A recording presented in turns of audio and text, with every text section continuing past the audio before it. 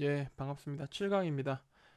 어, 7강은 이제 동학 농민 운동과 청일 전쟁에 대해서 얘기를 해볼 건데요. 먼저 이 동학 농민 운동 되게 이제 우리나라 역사에서 중요한 부분인데, 이 동학 농민 운동부터 먼저 한번 같이 짚어봅시다. 일단 동학이 뭔지부터 알아야겠죠. 동학. 자, 동학이란 게 뭐냐? 음, 동학이라는 거는 이제 서학에 반대되는 개념이라는 건데, 음, 동학농민 운동에서 얘기하는 이 동학이라는 거는 종교예요, 종교. 어, 종교인데 어떤 종교냐면은 그 경주에 이제 그 살고 있던 사람들 중에서 최재우라는 사람이 있었어요. 최재우. 이 최재우라는 사람이 이제 창시한 종교거든요. 어, 내용적으로는 기존에 있던 유교 그리고 도교 그리고 불교가 좀 이렇게 어떻게 좀 융합된 그런 종합적인 종교예요. 이제 최재우라는 사람이 이제 이 좀 지금식으로 얘기하면은 좀 신통력이 있었나 봐요. 그러니까 뭐 병든 사람을 고쳐준다든지 또 사람이랑 이렇게 또 뭐 상담을 해가지고 좀 심리를 좀 안정시켜 준다든지 그런 이제 좀 재주가 있는 사람이다 보니까 이제 이런 사람들 중심적으로 많이 모여들었겠죠. 그 체제로부터 어떤 종교적 가르침을 받고자 하는 사람들이 그리고 뭐 유교, 뭐 불교, 도교 다 뭐 어느 하나 잘못된 종교는 없잖아요, 그렇죠? 다 이게 체제우가 이 유교, 도교, 불교를 융합한 이 동학이란 종교를 내세우다 보니까 내용적으로 그른 말이 하나도 없는 거죠. 다 옳은 말인 거예요. 그러니까 이제 사람이 좀 설득력도 있고 좀 카리스마도 있고 또 어떤 신통력도 좀 있고 또 이 사람이 또 하는 얘기들 보면은 뭐 기존에 워낙 옳은 종교들 얘기를 하는 거니까 그릇됨이 없는 거죠. 그러니까 이제 많은 사람들이 체제우를 이제 따랐어요.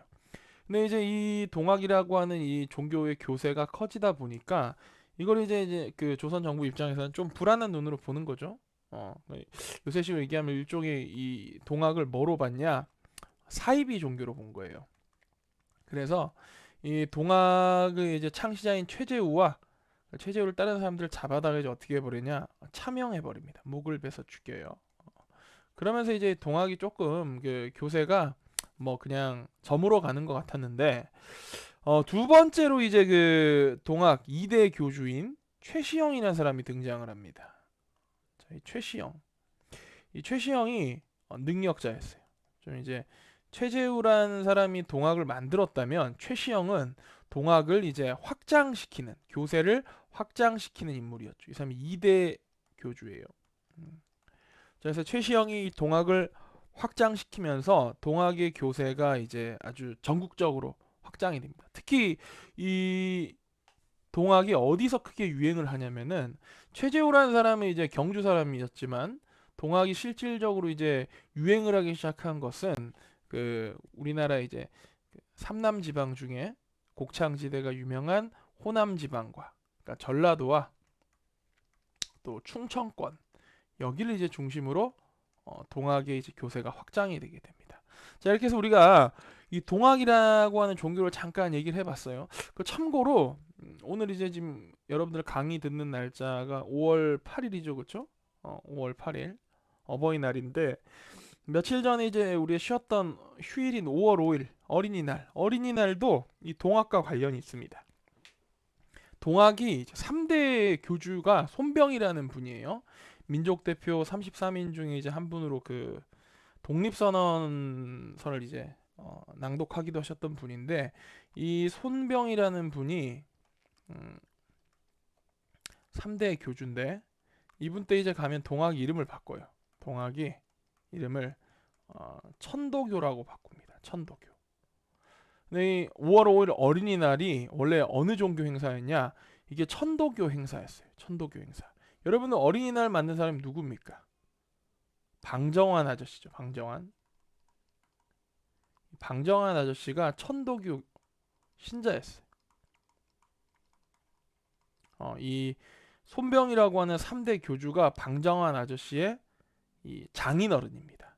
그러니까 방정환 아저씨가 이 동학 그러니까 천도교 동학의 3대 교주인 천도교 교주인 손병희의 딸과 결혼을 했어요. 그래서 이제 방정환이 천도교 신자로서 그 여러 가지 뭐 천도교 신문사에도 이제 일을 하고 원고도 쓰고 이러면서 이제 만들었던 이 날이 어린이날인 겁니다. 어린이날. 그래서 어린이날이 이 동학과도 관련이 있다.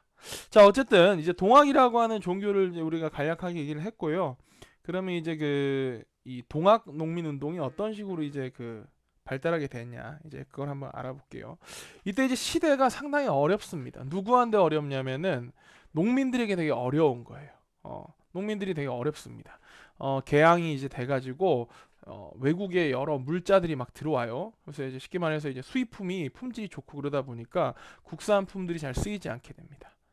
그리고 정부가 계속 그런 이제 살기 어려운 와중에도 세금을 계속 인상을 하고, 또 농민들은 자기 땅에서 농사짓는 자영농들이 별로 없죠. 대부분 이제 다른 사람의 땅에서 소작을 이제 다른 사람의 땅을 빌려서 농사짓는 소작농들이 대부분인데, 그 지주들이 이제 아주 무거운 소작료를 받아간다는 겁니다. 자, 그러면서 이제 상당히 그 농민들의 삶이 어려워지고 있는 그런 상황이었어요. 자, 이제 이런 상황에서 이 최시영의 노력으로, 아까 얘기했던 이대규주 최시영의 노력으로 교세가 점차 확산됩니다. 어느 지방을 중심으로요? 그렇죠. 전라도와 충청권 중심으로. 거기 이제 농민들이 많이 모여 사니까 전라도와 충청권을 중심으로 이제 상당히 이제 이 동학의 교세가 이제 확장이 되는 겁니다. 자, 이런 과정에서 이제 어떤 일이 벌어지냐? 자, 고부라고 하는 지역이 있어요. 고부. 자, 고부라고 하는 지역이 오늘날 이제 저 전라도에 있는 정읍지방 그쪽인데, 이 고부라고 하는 이제 지역에 군수가 있었어요. 군수 이름이 조병갑이라는 사람입니다. 고부 군수 조병갑인데 아주 유명한 탐관오리예요.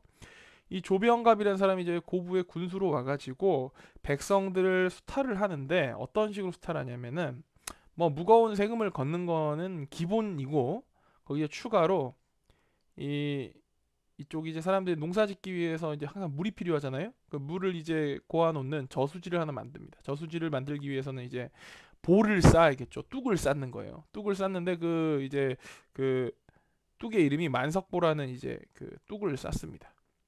만석보를 이제 쌓을 때 누구를 동원하냐? 고부 군민들을 동원을 하는 거예요. 그래서 만석보라는 뚝을 쌓아서 여기다 이제 물을 딱 가둬둔 겁니다. 그럼 이제 만석보를 열어야만 저수지의 물을 이제 농지로 끌어올 수가 있는 거예요. 자, 근데 이제 고부군수 조병갑이 어떻게 하냐? 백성들을 동원해서 만석보를 쌓고는 그 만석보를 이용하기 위해서, 즉 저수지에 있는 물을 이용하려면 고부군수 조병갑한테 이용료를 내야 되는 겁니다. 말도 안 되는 거죠, 그렇죠? 쉽게 말해서 이제 뭐 이렇게 정치인이 그 지역 주민들을 모아다가 무슨 일을 시키고는, 뭐 예를 들어서 뭐 놀이동산을 만들었다 쳐요. 자, 놀이동산 만든 다음에 자, 놀이동산 이용하려면 여러분들 나한테 돈을 내세요 하고 이제 그렇게 하는 겁니다. 이제 만석보를 이용해서 이제 수탈을 하고, 또 자기 아버지가 그 이웃 지역인 태인이라고 하는 지역에서 이제 그 군수를 했는데, 아버지도 뭐 아들 보면 아버지를 알 수 있듯이 아들이 이렇게 탐관오리니까 아버지도 탐관오리였죠. 탐관오리였겠죠. 아버지가 이제 되게 좋은 관료였다. 그래서 아버지의 공덕비를 세워야겠다. 공덕비가 뭐냐면은 원래 이제 어떤 지방관이 어떤 지역 가서 거기서 이제 근무를 하다가 임기가 끝나서 이제 가게 되면은 그 지방관을 이제 그 칭송하는, 그 지역의 백성들이 저분 너무 좋은 관리였어. 저분이 계셔서 우리가 너무 살기가 좋았어. 훌륭하신 분이었어라고 그분의 어떤 공덕을 칭송하는 비를 세워줍니다. 그럼 이제 그게 이제 어떤 그 참된 청백리, 참된 관리의 어떤 훈장 같은 거죠. 내가 어떤 지역에 갔을 때 거기 현감, 뭐 군수로 있었는데 그 지역 주민들이 나한테 고맙다고 내 공덕비를 세워줬어. 이게 이제 국가의 관리로서 되게 자부심이 생기는 일인 거죠. 근데 이제 이 탐관오리들은 공덕이 없잖아요. 뭐 자기 한 거라고 해봤자 뭐 그 지역의 백성들 수탈한 거밖에 없는데, 그러니까 당연히 그 지역 주민들이 공덕비를 세워줄 리가 없겠죠. 그러니까 어떻게 하냐? 자기가 공덕비를 알아서 세우는 거예요. 셀프 공덕비를 세우는 거예요. 근데 이제 공덕비 세우려면 또 돈이 들어갑니다. 사당도 짓고 비도 막 그 석공을 불러다가 이제 막 돌에다가 새겨야 되니까. 근데 이 공덕비를 세우는 비용을, 아버지의 공덕비 세우는 비용을 이 고부군수 조병갑이 고부 군민들한테 강제로 징수를 한 거예요. 말도 안 되는 거죠, 그렇죠? 자, 이제 여기에 대해서 이 너무 이제 말도 안 되는 일이니까 백성들이 바보도 아니고 이제 따졌겠죠, 그렇죠? 이게 말이 안 된다. 왜 이렇게 무슨 조병갑의 아버지의 공덕비를 왜 우리가 돈을 걷어서 내야 되냐 하고 이제 따졌을 겁니다. 이제 따졌던 사람 중에 이제 그 고부에 살고 있던 군민 중에 한 명이 그 이제 그 전창혁이란 분이 있었어요. 전창혁.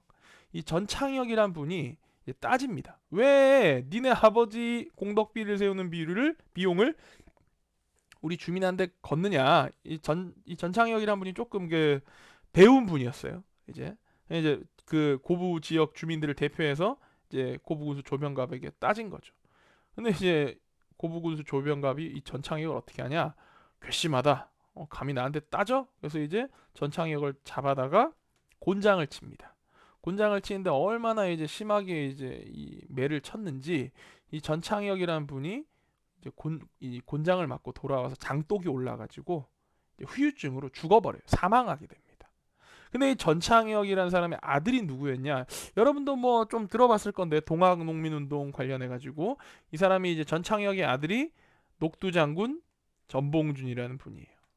이제 이 전봉준이 열받은 거야. 자기 아버지가 옳은 말 했다가 저 탐관오리인 고부군수 조병갑이 때문에 이제 이렇게 매를 맞아 죽었잖아요. 그러니까 이제 이 전봉준이 이제 화가 나가지고 어떻게 하냐? 이 동학 이 동학을 믿는 지역 농민들을 동원해서 고부군수 조병갑이를 이제 처단하고 군사를 몰아서 한양으로 진격해서 우리의 억울함을 풀자. 이렇게 이제 계획을 세웠어요. 근데 이제 계획대로 잘 안 됩니다. 왜냐면은 이제 이 조병갑이가 갑자기 발령이 나요. 갑자기 그 어디로 발령이 나냐면은 그 인근 지역의 익산이라고 하는 곳으로 발령이 납니다. 근데 이제 익산으로 조병갑이 이제 어떻게 하려 그랬는데 조병갑이 갑자기 발령받아서 다른 동네로 가버린 거예요. 그러니까 그냥 뭐 전봉준의 이 봉기는 좀 유야무야 돼버립니다. 자, 그런 과정에서 갑자기 조병갑이 발령이 취소가 되고 다시 고부 군수로 돌아오게 됩니다. 이게 무슨 국가의 어떤 인사가 좀 장난도 아니고 익산으로 발령이 났다가 갔다가 그냥 발령이 취소되고 다시 고부 군수로 돌아온 거예요. 자, 이제 돌아오니까 어떻게 했겠어요? 이 전봉준이 야 이건 이제 기회다. 조병갑이를 우리가 어떻게 할라 했는데 제낄라 그랬는데 조병갑이가 돌아왔다. 그래서 이제 1894년 1월에 이 전봉준이 사람들을 끌어모아 가지고 봉기를 일으킵니다. 그래서 제일 먼저 한 게 뭐냐면은 이 당시에 고부군수 조병갑이 어떤 지역 주민들을 이제 이 뭐랄까 속된 말로 빨아먹었던 그냥 완전 털어먹었던 그 백성의 고열을 빨아먹었던 상징인 만석보를 무너뜨려 버립니다. 만석보를 이제 무너뜨려 버리고 고부 관할을 습격을 해요. 고부 관할을 습격을 해가지고 여기에 창고를 텁니다. 창고를 털어서 이제 거기 있는 곡식과 재물들을 사람들에게 이제 나누어 줍니다. 조병갑이는 그냥 이제 도망갔어요. 조병갑이 이제 잡아 죽이려고 그냥 도망갔습니다. 자, 이제 이렇게 해가지고 조정에 보고가 들어갑니다. 고부 지역에서 농민 봉기가 일어났다더라. 왜 이유가 뭐냐? 뭐 거기 고부 군수 조병갑이라 있는데 조금 그 탐관오리였나봐. 그래서 이제 어떻게 하냐면은 이 정부 측에서 일단은 백성들이 반란 일으킨 거잖아요. 그럼 이제 이걸 갖다가 정부가 진압을 해야 되는데 상식적인 정부라면은 이제 그냥 진압하진 않을 거 아니에요. 뭐 백성들의 어떤 사정이 있지 않았을까라고 이제 해서 그 지역의 민심도 좀 달래고 좀 어루만져 주면서 동시에 그 지역의 어떤 이 반란 사건의 주모자들도 좀 속간에서 처단하는 그런 이제 역할하는 사람을 파견을 합니다. 그때 이제 그런 역할하는 사람이 이제 누구냐면은 관직이 안핵사라고 해요. 안핵사로 이용태라는 사람이 파견을 옵니다. 나중에 친일파가 된 사람이에요. 자, 이제 이 이용태가 딱 와가지고 이 사람이 조금 그 상식이 있는 관료였다면 일단은 고부 지역 주민들이 왜 이 봉기를 일으켰는지를 먼저 들어보겠죠. 아, 너희가 그렇게 억울한 일이 있었구나. 만석보를 쌓아서 고부군수 조병가비가 사용료를 받고 또 자기네 아빠의 공덕비를 쌓는 이 공덕비를 갖다가 만드는 비용을 너희들한테 강제로 걷었구나. 아, 이 고부군수 조병갑이 나쁜 놈이었구나. 너희들 마음 내가 이해한다. 이 주상 전하께서 다 알고 계신다. 너희의 억울함을. 그런데 말이야. 아무리 억울한 게 있더라도 백성의 신분으로서 감히 왕이 파견한 관리를 공격을 하고 관할을 습격한 것은 그건 잘못된 부분이다. 그러니까 그거 주동한 애들 몇 명만 좀 벌 좀 받자. 벌 받고 나머지 그 다시 이런 일이 없도록 내가 신경 써 줄게. 이렇게 이제 해서 지역의 민심을 달래는 게 이 안핵사의 역할이에요. 근데 이제 이용태라는 사람이 이제 여기 꼴통인 거야. 저는 딱 아주 옛날 마인드 딱 와가지고는 감히 청껏들이 말이야 관할을 습격해? 이놈 새끼 이거 동학농민군 이놈들은 반란군들이야. 싸그리 색출해가지고 다 죽여버려야 돼. 그래가지고는 이 지역의 민심을 달래라고 파견시킨 안핵사 이용태가 오히려 이제 지역에 있는 동학 이 교도들을 잡아다가 막 학살하고 고문하고 막 그렇게 해버린 거예요. 그러니까 이제 어떻게 됐겠어요? 열 받죠. 뭐야, 정부에서 안핵사가 왔는데 안핵사가 우리를 달래주는 게 아니고 우리를 더 핍박하고 횡포하네. 그래서 이제 전봉준과 손아준 같은 당시에 이제 이 동학의 좀 네임드 유명한 사람들, 아주 따르는 무리가 많은 사람들이 있어요. 이 사람들을 중심으로 고부에 있는 백산이란 장소에서 이제 본격적으로 농민군이 확대 개편됩니다. 그 전까지 그냥 고부 지역의 지역에서 발생한 단순 농민 봉기였다면 이제 이 안핵사 이용태 행포로 인해서 이제 본격적으로 전라도 지역 전체로 이 농민 봉기가 확산되는 이제 결과를 낳게 되는 겁니다. 그래서 이제 고부백산에서 농민군이 확대 개편이 돼가지고는 이제 본격적으로 전라도 지역을 이제 막 이 동학 농민군이 휩쓰는 거죠. 이제 이걸 갖다가 당연히 조정에서는 이제 어떻게 하겠습니까? 안핵사 이용태를 보냈는데 이용태가 가가지고 사고를 쳤어. 막 오히려 더 민심이 성이 나가지고는 전라도 지역 전체로 지금 막 농민 운동이 퍼지게 된 거예요. 그럼 일단은 이걸 어떻게 하겠어요? 일단은 지금 너무 동학 농민군의 이 기세가 드세다 보니까 그걸 먼저 좀 이제 누를 필요가 있었던 거예요. 그래서 이제 조선의 이 수도 한양에서 경군이라고 그래가지고 이제 신식 군대를 파견을 합니다. 이 신식 군대들은 막 미제 소총으로 무장을 하고 심지어 그 게틀링포라고 회선총이라고 이렇게 그 총열이 회전하면서 막 분당 막 수백 발을 쏘는 그런 기관포 있죠. 그것도 이제 보유하고 있는 아주 막강한 전력이었어요. 이제 이 경군을 이제 파견을 해가지고는 동학농민군을 이제 일단은 진압을 하려고 합니다. 근데 황토현이라는 곳에서 전투가 벌어졌는데 오히려 누가 지게 되냐? 이 정부군이 지게 돼요. 황토현 전투에서. 그러니까 동학 농민군이 승리를 해버린 겁니다. 뭐 여기에 좀 이제 복잡한 얘기가 있어요. 당시에 전라도 뭐 관찰사가 오히려 지가 뭐 공을 세우기 위해서 혼자 나갔다가 막 털리고 이런 게 있는데 내용이 너무 길어지니까 어쨌든 황토현 전투에서 정부군이 이 동학 농민군에게 패배를 하게 되는 겁니다. 패배를 하면서 이제 한번 이겼어요. 그러니까 전라도 지역에서 이 동학 농민군의 어떤 그 세력이 더욱더 확장이 되고 어떻게까지 되냐면은 전주성이 무혈로 이제 이 동학농민군이 무혈 입성을 하게 돼요. 전주성이 함락이 되어서 동학농민군의 손에 전주성이 떨어지게 됩니다.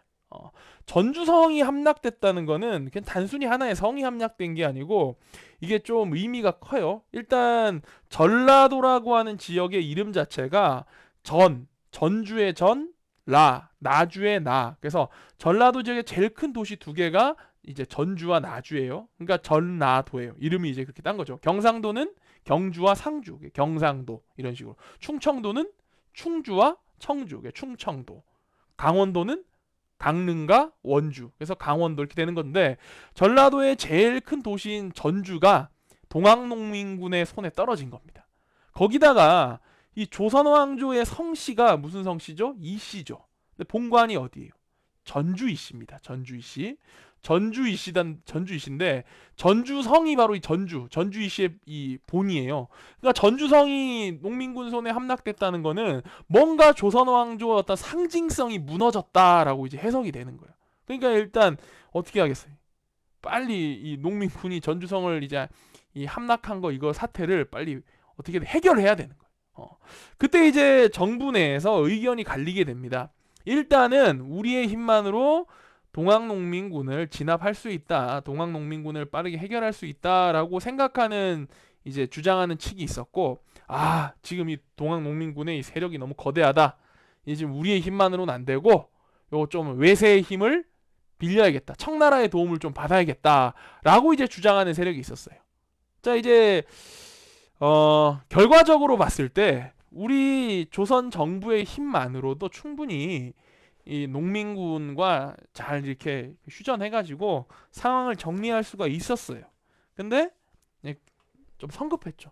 일단은 좀 겁이 나는 거예요. 지금 전주성이 함락됐다 그러니까 이제 고종 임금과 이 조정의 신하들이 청나라에다가 이제 파병을 요청합니다. 청나라 군대가 와서 동학농민군을 좀 진압해 주세요라고 이제 요청을 하는 거예요.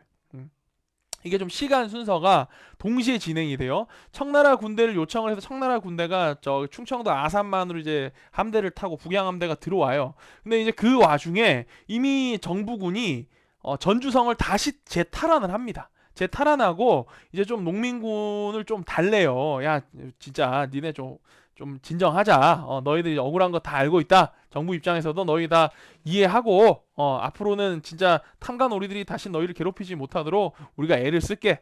너희들 원하는 것 좀 다 이제 얘기해봐. 그래가지고 이제 이 정부 측과 동학농민군 측이 어느 정도 좀 이제 휴전에 대한 얘기가 진행이 되고 있던 상황이었어요. 근데 그 와중에 이제 정부가 성급하게 이제 구원을 요청한 청나라 군대가 이제 동학농민군을 진압한다는 명분으로 이제 들어오게 되는 겁니다.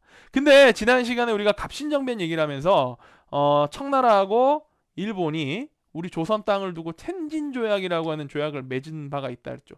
텐진조약 내용이 뭐냐면 쉽게 말해서 이거예요. 청나라든 일본이든 조선 땅에 군대를 누군가 하나가 파병하게 되면 나머지 다른 한쪽의 국가도 군대를 파병할 수 있다. 이게 이제 텐진조약의 아주 거칠게 얘기한 간단한 내용이에요. 근데 우리가 이제 청나라 군대에다가 동학농민운동을 진압해달라고 도움을 요청했죠. 청나라 군대 들어왔다 이거예요. 청나라 군대 들어오니까 이제 누구도 자동으로 들어오겠어요. 일본도 기다렸다는 듯이 들어오는 겁니다. 일본도. 청나라 군대가 들어왔어. 한반도로. 그러면 우리 텐진 조약에 따라서 우리 일본군도 자동으로 들어갈 수밖에 없다. 그렇게 해가지고 이제 갑자기 한반도에 청나라 군대와 일본 군대 둘 다 이제 들어오게 되는 겁니다. 자, 그 와중에 이제 전주성에서 정부군과 농민군 간에 이제 휴전 협상이 일어나가지고 이게 전주 화약인데 전주 화약이 이제 일어나요. 서로 이제 화친하기로 약속을 했다는 거예요. 그러면서 이제 그냥 이 동학농민운동 1차 동학농민운동이 그냥 끝났어요. 끝나고 나니까 이제 정부 입장에서는 청나라 이제에다가 이제 얘기를 했겠죠. 뭐 이거는 이제 그거예요. 그 1차 동학농민운동 결과 이제 그 전주 화약을 맺으면서 전라도 각 고을에다가 집강소라고 하는 농민 자치 조직을 이제 만들 수 있게 해주고 탐관오리도 처벌하고 세금도 이제 깎아주겠다. 이제 이런 식으로 이제 잘 얘기가 끝났어. 끝났는데 이제 문제는 뭐냐면은 자 이제 조선 정부 입장에서 이제 청나라에다 얘기를 했겠죠. 청나라 형님 죄송합니다. 저기 동학농민군 우리가 진압하기 좀 힘들 것 같아가지고 청나라 형님들을 좀 불렀는데 형님들 뭐 오기도 전에 잘 정리가 됐어요.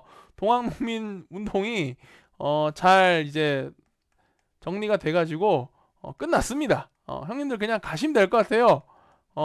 형님들 돌아가세요. 죄송해요. 하고 이제 청나라에다 이제 돌아가기를 이제 요청합니다.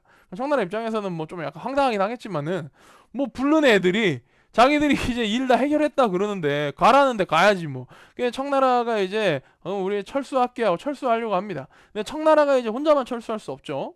청나라가 파병에 오면서 텐진 조약에 따라서 자동으로 같이 들어왔던 이제 일본도 같이 물러나야 될 거 아닙니까? 근데 청나라가 일본에다가 야 니들 뭐 들어와 있는데 조선 정부가 동학농민운동 잘 끝났다고 가래. 우리 갈 거니까 일본 니들도 가 이제 다 가자. 자기 나라로 돌아가자. 우리 필요 없대. 청나라 이제 돌아가려고 그러는데 일본이 어떻게 하냐? 일본이 안 돌아가는 거예요. 일본은 어떻게 하면 조선의 자국의 군대를 파병할까라고 이제 머리를 맨날 굴리고 있었는데 텐진 조약 덕분에 이 동학농민운동에서 청나라가 파병해 오면서 자기들이 이제 정말 기다리던 기회였던 거 아니에요. 조선에 이제 파병할 수 있는. 그래 이제 조선에 들어왔는데 청나라가 이제 가잔다고 얘네 가겠어요? 안 가는 거예요, 일본 애들이. 안 가고 이제 버티기를 하는 겁니다. 그 이제 조선 정부에서도 야 일본 니네 왜 안 가냐? 그러니까 일본이 내세운 이제 얘기가 뭐냐? 야 동학농민운동 끝났다 그러는데 우리가 조사해 바로는 안 끝났어. 동학농민운동 끝나지 않았어. 이거 아직 진행 중이야. 억지 쓰는 거예요. 조선 정부에서 야 가라 무슨 소리야 가. 그러니까 일본이 어떻게 하냐? 야 니들 지금 잘못 알고 있는 거야. 이러면서 일본이 갑자기 경복궁을 점거해 버립니다. 경복궁을 점거해 버리고 군대를 가지고 막 경복궁 막 정문 뭐 저기 광화문과 막 그 도성 주변을 막 포위를 해버리는 거예요.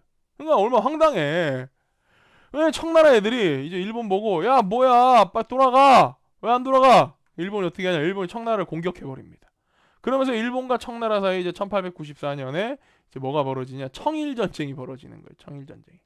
그러니까 일본은 이제 준비가 돼 있었던 거죠. 야, 씨, 여차하면 내가 한반도 조선을 먹고 여차하면 저 청나라 저 새끼들도 우리가 어떻게 깨 부숴버릴 수 있을 자신이 있다. 이제 이런 생각이 있었나 봐요. 그래가지고 이제 이 청일 전쟁이 일어나고 일본이 경복궁을 점거하니까 동학농민 1차 봉기로 끝났던 동학농민군들이 뭐야? 우리 이제 우리 정부랑 화해해가지고는 우리 다 해산하려 그랬는데 갑자기 외놈들이 와가지고는 난리를 치네.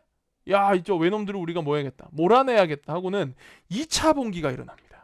그게 이제 동학농민군의 2차 봉기인데 1차 봉기와 2차 봉기는 조금 성격이 달라요. 이제 1차 봉기는 의미가 반봉건이죠. 봉건이란 건 어떤 전통적인 왕과 양반들이 지배하는 그런 시대의 어떤 그 규칙을 갖다 봉건이라 그래요. 그러니까 반봉건은 이제 뭐냐면은 왕과 양반들이 막 탐관오리들이 백성들을 괴롭히고 수탈하고 이제 그런 시대에 우리가 저항하겠다라는 이제 의미를 일어난 게 1차 동학농민군의 봉기였다면 이제 2차 봉기를 일으킨 이제 목적이 반외세, 반외, 일본의 반일, 텐진 조약을 빌미로 해서 조선에 들어와 가지고는 경복궁을 무단으로 점거하고 우리나라님 고종임금을 핍박하는 외놈들, 일본 세력이 우리가 반대한다. 일본 세력을 몰아내겠다. 그래가지고 이제 그 일어난 게 2차 이제 이 봉기입니다. 자, 그래서 이제 여기 보면 정리가 돼 있죠. 청일 전쟁 얘기가 나와 있고 일본군이 텐진 조약을 빌미로 해서 우리 조선에 들어와 가지고는 이제 청나라가 돌아가자 그러는데 안 돌아가고는 경복궁을 점령하고 내정 간섭을 합니다. 그러면서 동시에 청해 함대를 기습 공격해 가지고 청일 전쟁이 발발하게 돼요. 청일 전쟁은 나중에 결국에 누구의 승리로 끝나냐? 일본의 승리로 끝납니다. 자, 어쨌든 이제 일본이 안 돌아가고 경복궁 점령하고 내정 간섭을 하니까 이제 동학 농민들이 이제 이 일본에 반대하겠다. 그래서 이제 이 반일로 그 2차 동학농민 운동을 일으키게 됩니다. 자, 그런데 이제 2차 동학농민 운동이 어떻게 되냐? 1차 동학농민 운동은 성공적으로 끝났죠, 그렇죠? 근데 2차 동학농민 운동은 실패로 끝납니다. 자, 농민군이 봉기를 해가지고 이제 계획은 한성으로 진격해서 일본군을 몰아낸다 이건데, 일본군과 이제 그 광군의 연합부대가 우금치라고 하는, 오늘 이제 저기 충청도에 가면은 이 충남 공주라고 하는 곳이 있어요. 충남 공주에 있는 우금치라는 곳에서 일본군과 강군의 연합부대에서 이제 이 농민군이 학살당하게 됩니다. 뭐 그럴 수밖에 없었던 게 일본이라고 하는 이제 이 군대, 일본군은 이미 메이지 유신 때부터 거의 뭐 한 30년 가까이 이제 신식 이 문물을 받아들여서 신식으로, 서양식으로 이제 군대가 재편돼 있고 여러 가지 뭐 군대 어떤 전략이나 전술 같은 것들이 상당히 선진화돼 있던 그런 이제 군대였어요. 거기에 비해서 이제 동학농민군은 말 그대로 뭐냐, 그냥 말 그대로 농민이에요. 농민들, 뭐 동학교도들, 농민들, 그리고 좀 의식 있는 양반들, 그리고 뭐 일부 불황자들 이렇게 어중이 떠중이 쉽게 말해서 제대로 된 어떤 제식 훈련, 군대 훈련을 전혀 받지 못했던 사람들이 이제 모여 있던 거니까 어떻게 보면 그 이전에 황토현에서 정부군에게 동학농민군이 이긴 것 자체가 기적에 가까웠던 일인 거였어요. 그래서 이제 일본군과 강군의 연합부대에 의해서 우금치에서 한 25차례인가 전투가 벌어졌는데 거의 뭐 일방적으로 이제 학살당하게 됩니다. 그러면서 이제 정봉준을 비롯한 지도자들이 체포되어서 처형이 되고 이 2차 동학농민 운동은 이제 실패로 끝나게 됩니다. 네, 가슴 아픈 거죠. 그렇죠? 자, 그렇게 해서 이제 2차 동학농민 운동이 이제 실패로 끝이 나고 이제 본격적으로 한반도는 일본의 이제 그 어떤 침탈의 야욕 속으로 이제 빠져들게 되는 거죠. 자, 그러면 뭐 실패로 끝나서 동학농민운동 2차 봉기가 아무 의미가 없었냐? 의미는 있었죠. 이제 반봉권, 1차 봉기가 반봉권, 2차 봉기가 반외세 운동이었고, 농민의 개혁 요구가 이제 그 이루어지는 개혁 정책인 가보개혁의 일부 반영이 됩니다. 그리고 이제 이런 항일 농민 운동 자체가 이후에 항일 의병 운동으로 이어지게 되는 그런 이제 의미는 있었다. 자, 그래서 우리가 여기까지 해서 동학 농민 전쟁을 같이 한번 봤고요. 공식적인 이름은 동학 농민 혁명이라고 이제 국가에서 부르고 있습니다. 동학 농민 혁명. 자, 다음 시간에 이제 뭐 할 거냐? 다음 시간에는 가보개혁이라는 걸 같이 한번 배워보도록 하겠습니다. 자, 감사합니다. 퀴즈도 바로 푸세요.